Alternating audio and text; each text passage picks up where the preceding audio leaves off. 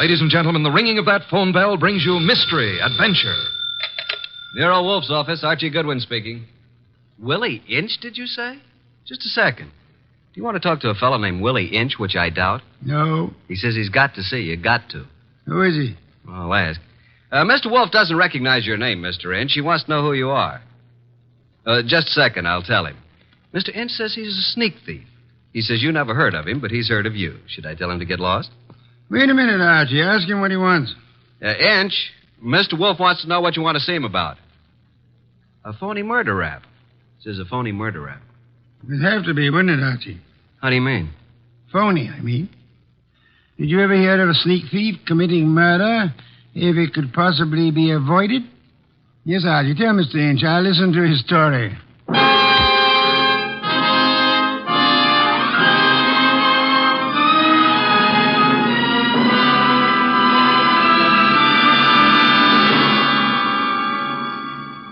Ladies and gentlemen, it's that renowned genius who is the bulkiest, balkiest, most ponderous, and most brilliant detective in the world. Yes, none other than that chair-borne mass of unpredictable intellect, Nero Wolfe, created by Rex Stout and brought to you in a new series of adventures over this NBC network in the person of Mr. Sidney Greenstreet.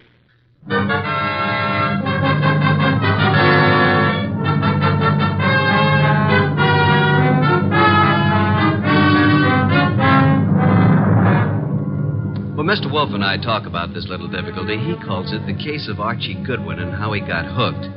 However, I call it the case of the disappearing diamonds. I prefer my title. He prefers his. Anyhow, it started with an improbable character named Willie Inch. That'll be our sneak thief, Archie. Let him in. Okay, boss. Okay? Inch? Yeah. Come in. In there. I'll follow you. Mr. Wolfe, this is your client. Mr. Inch? Yeah. Tall fellow. Must be over 6'6". Sit down. Where? Archie? Here, Mr. Inch. This ought to be comfortable. Well, Mr. Inch? Look, Mr. Wolfe, they're going to claim that I killed a woman I never even touched. And I'm going to fry for something I never even done. All right, Mr. Inch. How did you kill her? I didn't. I never killed nobody in my life. Mr. Inch, you say you're a thief. Can you prove it? I got a record. Why? I was wondering about that bulge in your pocket. Oh. Oh, here? It's a silver cigarette lighter, ain't it? I guess it sort of dropped into my pocket as I was going by. You see the way it happened? Never mind, Mr. Inch. Now tell me how you didn't kill the woman for whose murder you will fry. Well, Mr. Wolfe, sir, it was like this. There was a window half open, you see, and I happened to crawl inside the house. But hey, now. Well, Mr. Inch? This is just between us, ain't it? Possibly. How do you mean? Explain, Archie. Mr. Wolfe said possibly. Oh. Well, okay. So I happen to find myself in the bedroom, see? So I happen to sort of roam around, and I hear there's like a party going on. You know, people and music. So I lock the door. So go on. Let him tell it his own way, Archie. Well, Mr. Inch? So that's the mistake I make. Mistake? Maybe I leave my fingerprints on the door. So?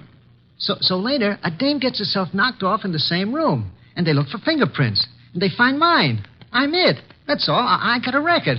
So the chair. I see. Pitiful case, isn't it, Archie? Very, very mournful. Inch. Yes, sir. I presume you came away with some souvenirs? Oh, nothing. It wasn't worth the trouble. You know, just odds and ends, junk. Have you got the junk with you? Yeah. Let me see. Here. Cigarette case, platinum. Lighter, gold. Vanity case, gold. That's all? Positively. Junk, the man says. I promise nothing, Mr. Inch, but it might be better if you told the truth. Me? You. Oh, well. One square-cut emerald ring. I just happened to find it. Here's something more. A pewter ashtray. Look, the room is dark. I can't see. Piles of coats on the beds and hats and handbags. I take what I find. Why didn't you turn on the lights? One of these big standing lamps. You know what I mean. Go on. I bump into it, and it scares the living... it scares me. So? I turn the switch. It don't work. Archie. That sounds like the law, boss. The law. Stay right where you are, Willie. May I suggest that there is a way to find out, Archie? Okay. We don't want any. Good morning, Goodwin. You remember me, your old friend, Inspector Kramer? 2 gentlemen with me are also with the department, Pearlie and Ostrakovich. May we come in? What do you want? We want a murderer, and we want some rocks worth $250,000. Does that answer your question? What makes you think you'll find all those goodies here? Come in, men. We know Willie Inch is here. Where is he? Now, just a second. We're coming with you, Goodwin. Okay, Inspector, come along. Well, Archie? The law. That's Willie Inch. Frisk him. No weapons? Okay, just put the cuffs on him. Inspector Kramer. Oh, yes. Hello, Wolf. I want to tell you something about this man whom you and your men have so bravely captured in my office. You don't need to tell me about him, Wolf. We know about him. Do you indeed? Yes. We know he killed Mrs. Florence Avery March and stripped $250,000 worth of diamonds off her. That's all we need to know. I didn't do no such a thing. Where's the ice, Willie? I never even seen none, honest. Take him away, boys. I'll make the charge when I get back to my office. Wait, Mr. Wolf, sir. Take him. Look, I ain't done nothing, I tell you. Inspector Kramer. Yeah. We're going to have a little talk now, aren't we? If necessary. How do you mean? Explain, Archie. Mr. Wolf means you're going to have a little talk, if necessary. Very funny. I will now draw up a chair and show you why it's necessary. In the first place, $250,000 worth of diamonds makes it necessary. Archie, if you please, a bottle of beer. Okay. Will the inspector name his poison? You know I never drink on duty. And just for me, Archie, please. On my way.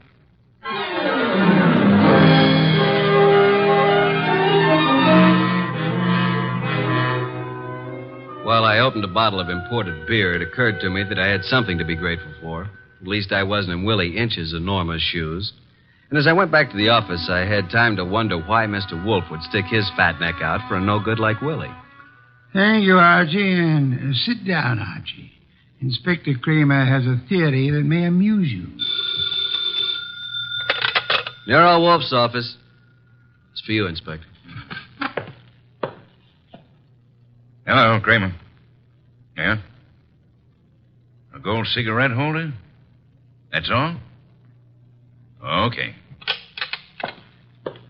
Inspector, do you realize that you have already taken a great deal of my time? Archie, Yes, Inspector? the great Mr. Wolfe just said I had a theory that might amuse you. Would you care to hear it? I can hardly wait. Okay. My theory is that both Wolfe and you are receivers of stolen property and possibly guilty of murder conspiracy. So far, you got me in stitches. Willie Inch, with a record as long as your arm, robs the home of Mrs. Florence Avery Marsh. He strangles her with a silk scarf, takes the diamond she's wearing, grabs everything else that's lying around, and then what? Is it a question? I'll tell you what. He will, too. Archie, listen. Then Inch brings the stuff here, the stuff that's piled on Wolfe's desk, and the diamonds. You want me to tell you where the diamonds are? They're in that safe right there. Inspector Kramer, I know nothing about the diamonds. They are not in the safe, and they are not in the house. Now, you can take my word for it, or you can get a search warrant and make a fool of yourself. I'm going to have lunch.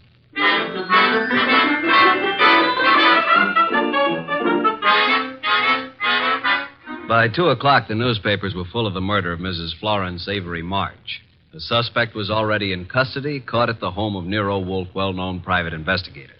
Some of the stolen jewelry had been recovered, but not the diamonds. Then we had a visit from Mr. Anson Stark, who had opened Mrs. March's door and found her dead. Stark was a big athletic guy of about 30 or so, with the large, capable hands of a surgeon or a laboratory worker. He seemed annoyed at the inconvenience we caused him, but that was only natural. That's the story, Mr. Wolfe. I don't see how I can add anything more to it. You had known Mrs. March for several years, huh? Casually. When you broke the door open, was it difficult? Not very. You were the first into the room? There were 3 or 4 of us. We pushed in together. You saw the body of Mrs. March immediately? She was lying across the bed that was heaped with coats and hats and handbags. You knew she was dead? Of course not. In fact, somebody else discovered that she had been choked to death. And who discovered that the diamonds were gone? I don't know. I didn't. Were there many diamonds, Mr. Stark? No, just a few, but big ones. She wore them on a pendant around her neck. Mr. Stark, I want to thank you again for having been so patient. I have been patient, Mr. Wolfe. I have my own business to attend to. Which is? Oh, I have a small but hopeful enterprise. Electronics, tubes for radio and television, mostly experimental. Well, that reminds me, Mr. Stark. When you entered the bedroom, was the light on or off? Let me see. Of course, it was on. It must have been on. Why? Just curiosity, Mr. Stark. Oh? Anything more? That's all, except thank you for coming here. Archie, will you take Mr. Stark to the door?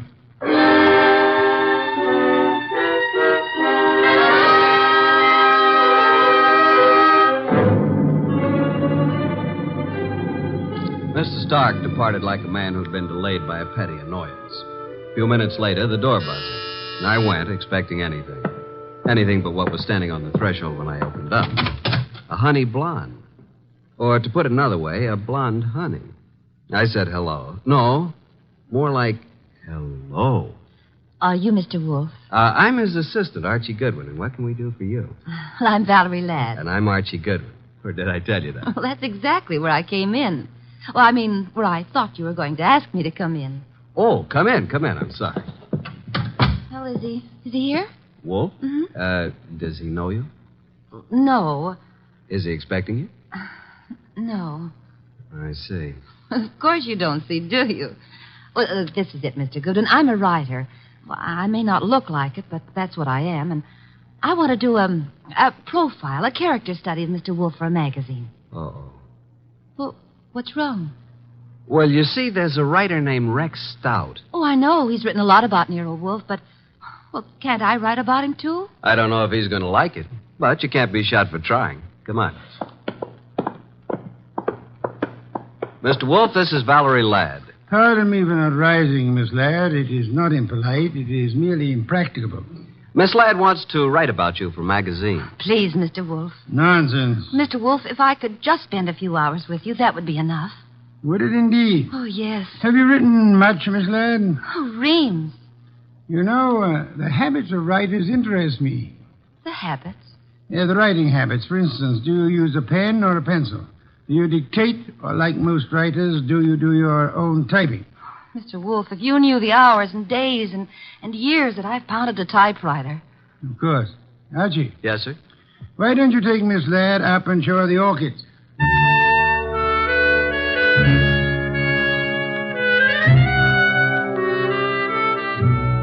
You never know about Nero Wolfe. At least I never do. This was something I would have bet against 1,000 to 1. Couldn't understand it. But I certainly couldn't complain. Archie, look at this one.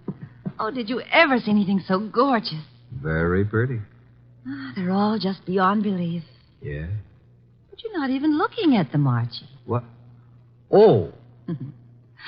Archie, are you always like this? What do you mean like this?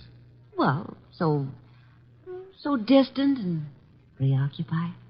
Honey, you got me wrong. Completely. I was thinking. Oh. Yeah, about telephone numbers. It's a lovely thing to think about.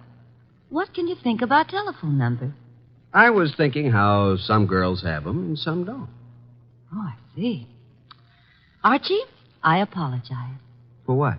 I did have you wrong. You're not a bit distant. I can be a lot closer than this, honey. What is it? What's what? The number. Oh, well, it's in the book. Yeah? No wonder. Sound as if you don't believe me. Oh, I believe you, but there's a telephone book here. Let's look it up together, shall we? Archie. Yeah. I'm afraid I lied to you. I was afraid of that, too. Are you angry? Well, I can take no for an answer, honey. Even when it's hard to take. Archie, I've changed my mind. I want you to have my number. And I want you to use it, too. You know, honey, I'm beginning to take an interest in this dialogue. Let's have it. Okay. Olympia 9, 3659. And a very, very pretty number it is. Valerie Ladd. 2 D's? Mm-hmm. Olympia 93659. Honey blonde. Gorgeous. Oh. Spelled gorgeous. There. What are we doing tonight, Olympia 9? And I said that you were distant and preoccupied. We were talking about tonight. All right, Archie. Yes, I'd love it. Oh, these orchids, they're really beyond belief.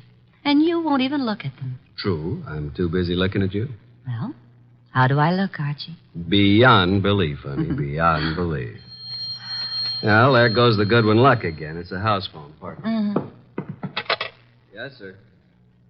Okay. He wants us to come down. Archie, Yes, dear. even if he says no, we still have a date? Honey, though the heavens fall.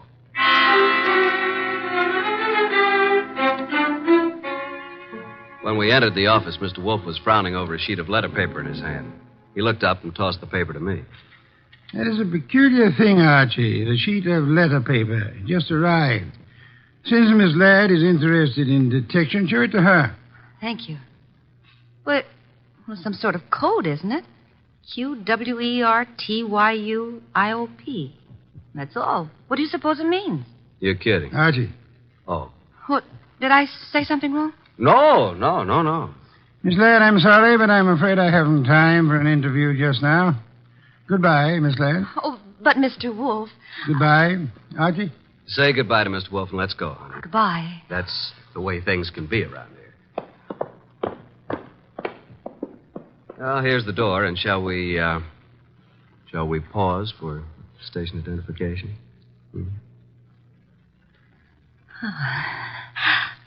I'll wipe it off, Archie.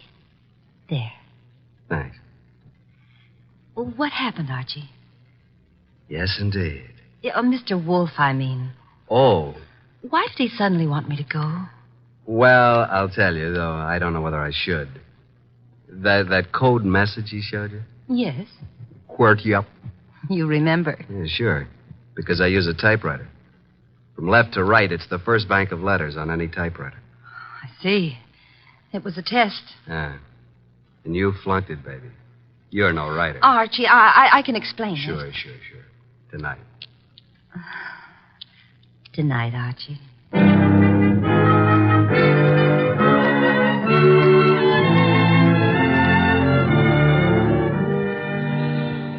You do believe me, don't you, Archie? Oh, of course, baby, of course. Well, it's just that I was there at the party, when poor Florence was murdered. Then I read in the paper about, how they caught the man at Nero Wolfe's. And I always wanted to be a writer, so I thought if I could get an exclusive interview that would be a good way to start my career, wouldn't it? Yes, it would. Pardon me a second, will you, Valerie? I got to make a phone call. There's a booth. It'll only take a minute or two.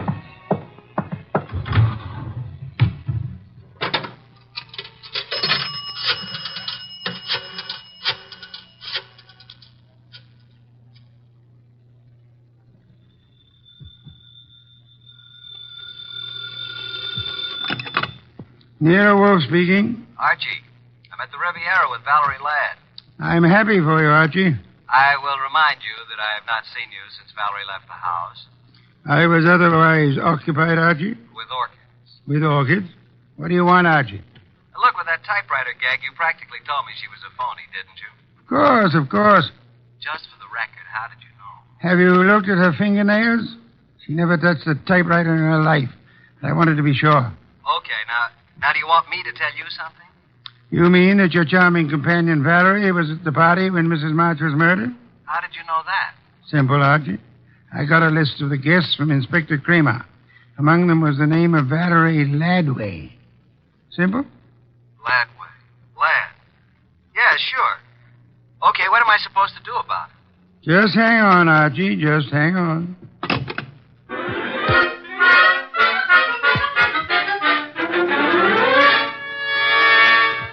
I went back to the honey blonde, the beautiful phony Valerie Ladway. I went back to the table where she should have been, but she wasn't there.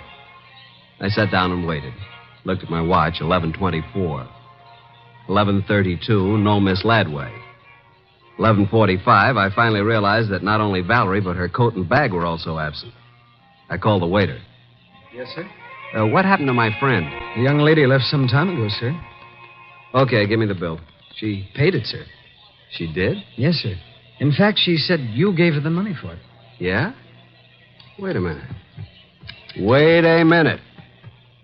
Well, I didn't know it, but she is certainly right.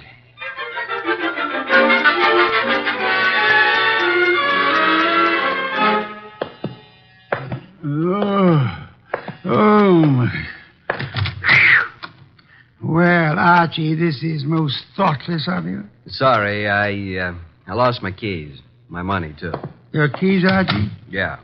Glad you were still up. You lost Miss Ladway, too? Definitely. I'm going to bed. Good night, Archie. You think it's funny, don't you? Yes, Archie. Yes, I do. Good night, Mr. Wolfe. Archie, Yeah? before you retire, one thing. What? Open the safe, will you? And leave it open. Why? Because there's nothing in it of importance. And it's a valuable safe, and I don't want it damaged. Good night, Archie.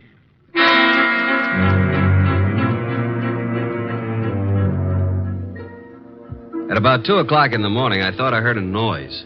I got up, put on the rest of my pajamas, picked up my gun, and went down to the office. The man had his head in the safe, and everything was scattered all over. I stepped inside the door. Put your hands behind your back and stand up. Huh? Okay. Now, just what are you after,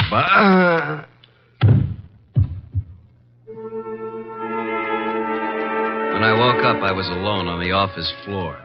I did not feel good. The place looked as if a hurricane had struck it. Every file drawer had been empty. I felt a draft from somewhere. Got to my feet, trying not to joggle my head too much. There was the front door standing open. I closed it gently. Then, very, very gently, I groped my way to the kitchen for ice, water, and towels. Archie. What? Oh, didn't you hear me scream? No. Is it bad? It's better. You're angry, aren't you? Nuts. What, Archie? I said nuts, Mr. Wolfe. Nuts. I'm sorry about what happened, Yeah, you expected it. but I didn't expect you to be caught by somebody behind you. You must have known there would be two of them. Now, how would I know that? How? Think of Mr. Ladway's delicate hands. Do you believe she intended to open the safe herself? You think she stole my keys and so on. Well, let me tell you... Hey, wait. That guy was digging in the safe that... Then who hit me in the head? Gee, someday you'll be the death of me. In the morning, will you tell Inspector Kramer I'd like to see him here?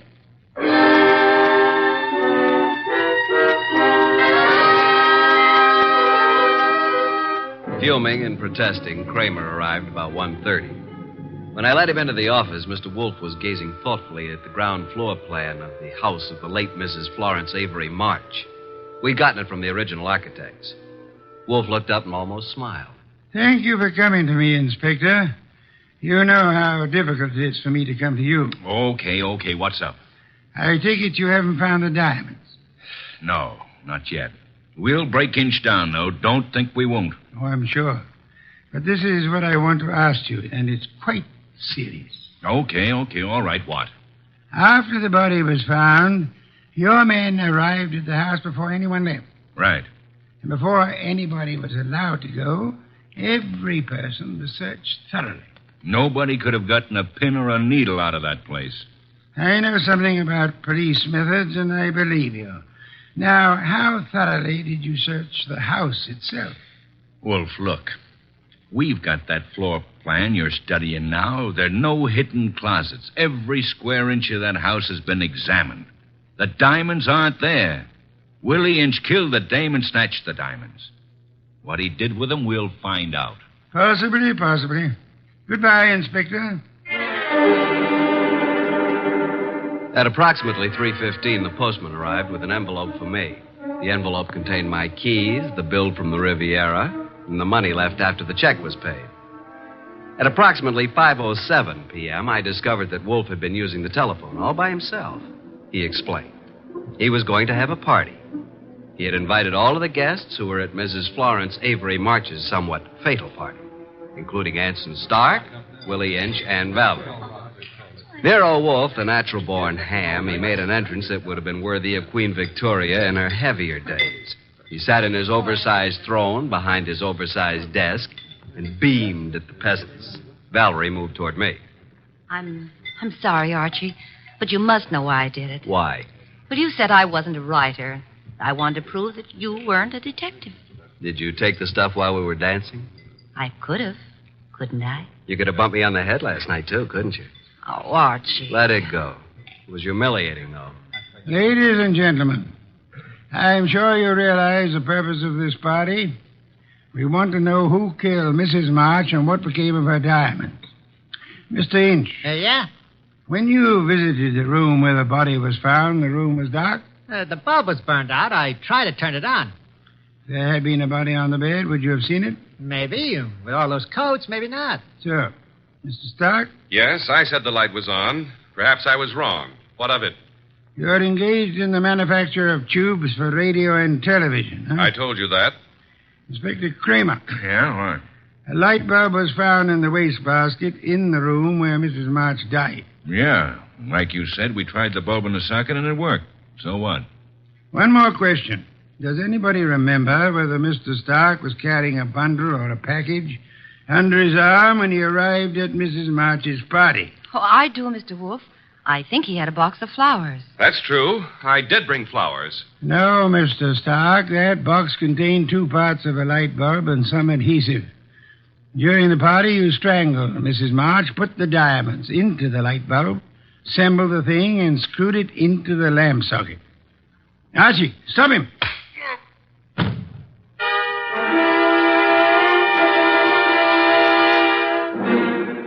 Really, Archie, it was quite simple. Light bulbs are only a stem glass bowl and a brass sheet. Yet nobody, including the police, would think of looking inside one. Mr. Stark could come back and collect his treasure any time after the excitement had died down. What's the matter, Archie? I got a headache.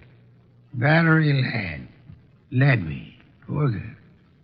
She and whoever the man was with her must have thought the diamonds were here. That bump on your head will be better in the morning. A bottle of beer, please, Archie. I'm going to bed. Yes. Why must you place such confidence in women? Remember what happened to Mark Antony and Samson and Archie Goodwin. Good night, Archie.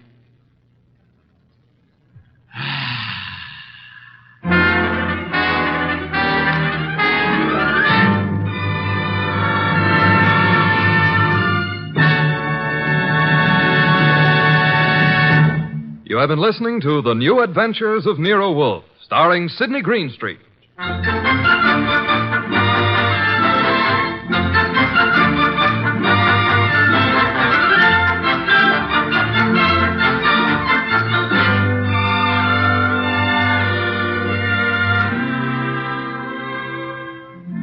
Tonight's transcribed story by Mindred Lord was based on the characters created by Rex Stout, produced and directed by J. Donald Wilson.